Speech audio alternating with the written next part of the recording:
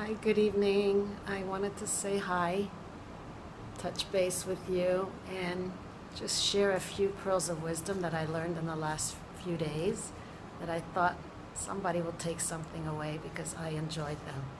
So, we were reading last week in the Torah about the Ten Commandments, and so there's a couple little pointers that I wanted to share. So, one of them says, Lo sirtzach, you shall not kill. So Rashi, a commentator, explains that when we read it to ourselves, lo sirtzach, we say it with a patach, so our mouth is open.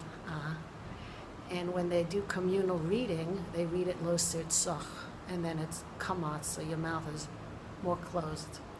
So why the two differences? So he explains that when you say lo sirtzach, your mouth is open, and the other way, lo sirtzach, when your mouth is closed, he says there are two other forms of killing. They're not physical killing, but you can do irreparable harm.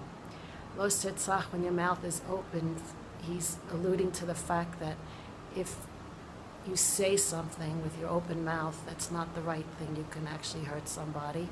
And lo sirtzach, with your mouth closed, is when you should have stuck up for somebody and you didn't, you can also actually hurt somebody very badly. So that's why the two explanations of why we pronounce it differently, and he's saying it's two other forms of killing or irreparable harm. So I like that, and I wanted to share that. And then, kabed es avicha v'es imecha, and it says, honor your father and mother as God, your God, has commanded you. Well, if we already were told this in Mara years ago, he's asking why, the commentator again is asking why included in the Ten Commandments. So he goes on to explain that in the wilderness, everybody, old, young, men, women, all were fed the manna, that's what they ate from, and it says that their clothing grew with them and were pressed and kept clean with the ananei hakavod, which the clouds of glory.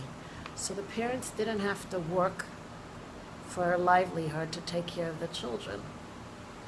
So what he's saying, from here we learn that you have to honor your father and mother not because as a form of reciprocity that we're paying them back for taking care of us all the years, but we have to honor our father and mother because God commanded us to do so. So again, very interesting point here, that we're not honoring our parents because they've been good to us, but because God commanded us. In other words, even if a parent did nothing for us, raising us, it's a commandment that we have to honor them. Another interesting point. And one last point for the people that have a mezuzah on their door, which is the little scroll and in a case at the front door of our house, and also inside, it says v'kataftam al mezuzot, and you should write the mezuzah and hang it on your door. So the question is, two questions. Why, one, is it tilted towards the inside of your door? And two, why is there a shin, that letter, on the front of the mezuzah? So this is also very interesting. The shin is the first letter for God's name, which I'll spell out because we're not supposed to pronounce it in vain, Shedai, but it's also an acronym for Shomed Elatei Yisrael, which is the protector of the Jewish doors. And